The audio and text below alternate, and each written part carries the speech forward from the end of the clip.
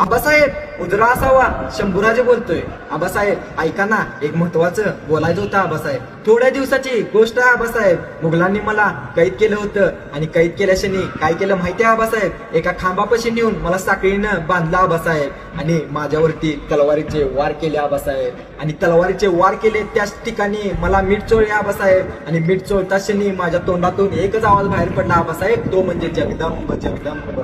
ऐका ना आबासाहेब, एके दिवशी काय झालं माहितीये आबासाहेब? 2 खेळे घेतले आणि माझ्या डोळ्यामध्ये खुपसले आबासाहेब. ज्या डोळ्यांनी मी अवघे स्वराज्य बघितलेले आबासाहेब, ते डोळे आता नाहीसे झालते आबासाहेब. आबासाहेब ऐका ना, एके दिवशी त्यांनी गरम तेल घेतलं आबासाहेब आणि माझ्या कानामध्ये ओतला आबासाहेब. ज्या कानाने मी अवमातांचा आवाज, तुमचा आवाज ऐकायचा आबासाहेब, ते कान आता नाहीसे झालते आबासाहेब. आबासाहेब ऐका ना, एके दिवशी त्यांनी माझी जीभ कट केली आबासाहेब. ज्या तोंडाने मी जगदंब जगदंब म्हणायचो आबासाहेब, ती जीभ आता नाहीशी झालते आबासाहेब. आबासाहेब ऐका ना.